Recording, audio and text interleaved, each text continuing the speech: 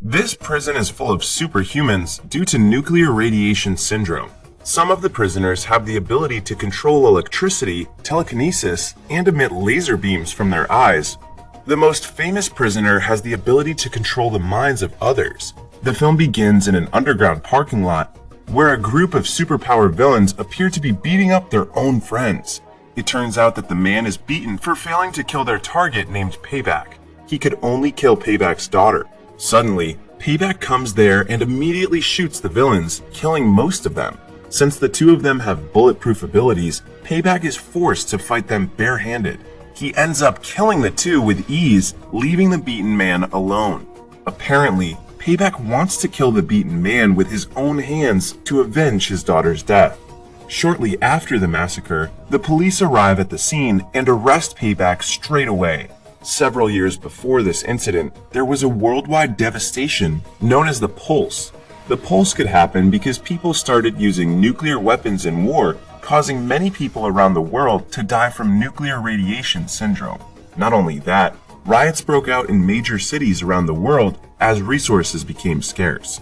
Some of the surviving humans have suffered from genetic mutations that cause them to obtain various kinds of superpowers.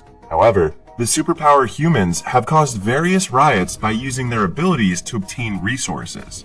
To suppress the chaos, the US government has implemented the super law and set up a super prison, a facility designed to house supervillains.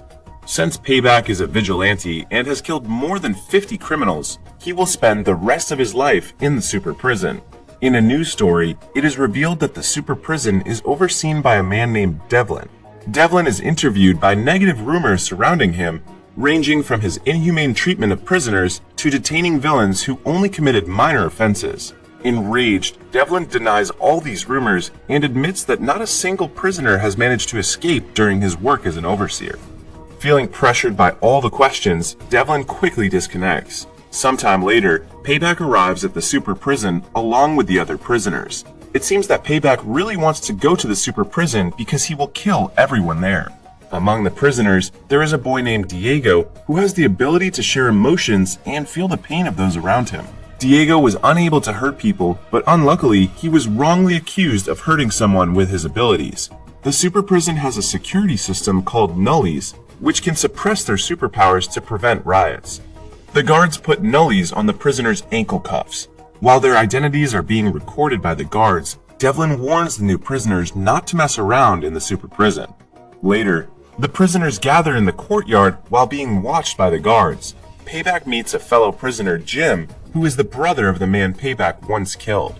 The two of them end up fighting without their superpowers. Obviously, Payback wins the fight after beating Jim without mercy.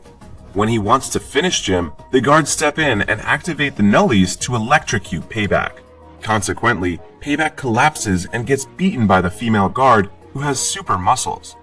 Afterwards, the officers send Payback and Jim to the infirmary for treatment. In fact, fights between prisoners are frequent, but the guards let them fight first because it adds so much fun to their monotonous life. Soon, Diego meets another prisoner named Gordon who has the ability to control electricity. Gordon claims that he was the first prisoner there and was never defeated until Nullies was created. While walking around the super prison, Gordon tells Diego some rules he should follow unless he wants to get into trouble there. As a new prisoner, Diego curiously asks Gordon about the Lobe, a prisoner with extremely terrifying superpowers. Without Nullies, the Lobe is unstoppable because he has the ability to control anything with his mind, including the human brain. He could control his victims to commit suicide in a very sadistic way.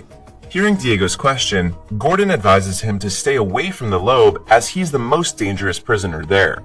On the same day, the Lobe is taken into a dark room where the court discusses his parole for the 4th time. He makes fun of the trial because he knows that a dangerous villain like him will never get his parole. However, it turns out that the trial is Devlin's plan to talk to the Lobe in private. Since he is about to retire soon, Devlin orders the Lobe to transfer his money to Devlin's bank account. Devlin also threatens to kill him if he would not follow his orders. Back in the infirmary, a female doctor is examining injured prisoners, including Payback. Next to Payback is a prisoner whose head is missing, but is still alive because he can regenerate. Diego suddenly comes in to pick up the trash and clean the infirmary. Since he does not look as dangerous as the other prisoners, the female doctor talks to him and shares story about her routine work. She then heads to the next room to psychologically treat the lobe. Suddenly, a conscious Payback comes to the room and immediately strangles the female doctor until she passes out. A furious Payback intends to kill the lobe as he has recognized him as a ruthless villain. Just as Payback is about to stab the lobe, Diego arrives just in time to stop his action. The news of this incident spreads throughout the super prison. As a result, the prisoners, including Gordon, begin to respect Diego for daring to stop Payback alone and save the lobe. Some of them give their puddings to Diego as a form of respect. Diego's action also earns the lobe's respect and affection. In the meantime, Devlin's assistant, Felicia, has discovered about Devlin's deal with the lobe. To cover it up, Devlin promises Felicia a promotion shortly after he retires. Devlin also threatens to fire her if she dares to expose his corruption. For the next few days, life in the super prison goes on as usual. Over the past 10 years, Gordon has applied for parole many times, but has always been denied by the courts. It can be seen that the US super law has always been unfair to the prisoners. In other words, the prisoners will not have the possibility of parole.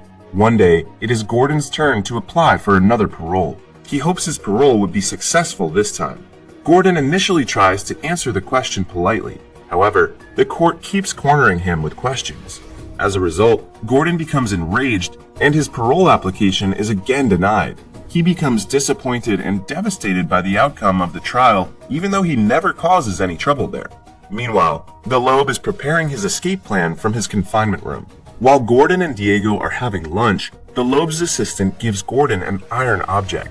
Apparently, the lobe intends to wreak havoc there and gives Gordon a chance for revenge. Seeing the opportunity, Gordon takes off his prison uniform and quickly uses the iron object to unlock his ankle cuffs.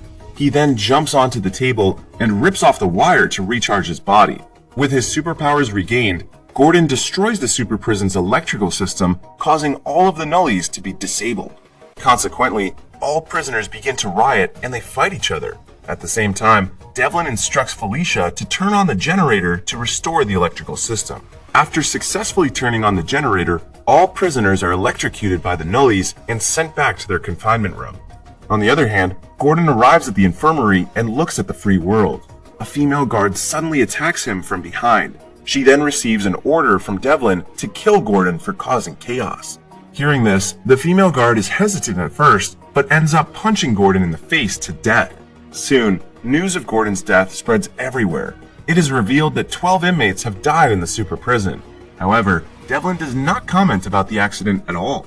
Later, he shows Diego the torture chamber where time will run very slowly there. At that point, Devlin has thought that the riot might be caused by the lobe. He also suspects that there is a secret between Diego and the lobe because they are very close. Because of that, Devlin tells Diego to report everything he knows about the lobe, unless he wants to be sent to the torture chamber.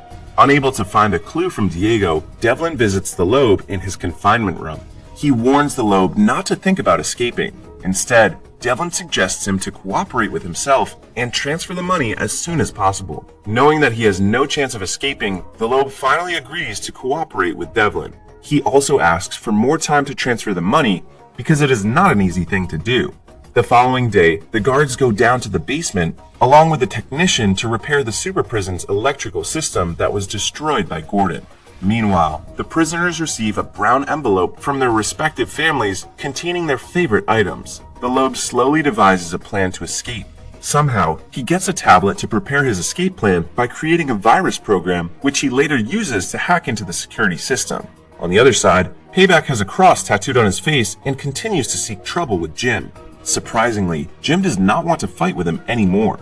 Diego also visits the lobe to make sure that he will help himself to escape from there. On Devlin's retirement day, it is revealed that the captain of the guards will replace Devlin as overseer. That makes Felicia very angry and disappointed with her boss. Later, Devlin goes to the lobe's room and gives a tablet to him to transfer the money to his bank account. Devlin is very happy to see the lobe cooperatively start transferring the money. Unbeknownst to Devlin, the lobe uploads his virus program onto the tablet. Because of that, the nullies start to lose their effect. All of the prisoners regain their superpowers and immediately start a riot for the second time. Apart from attacking the guards, they also fight each other using their various superpowers. At that moment, Diego, who is in the infirmary, can feel the pain of the prisoners who are fighting. Luckily, he is able to relieve his pain thanks to the female doctor who quickly comforts him.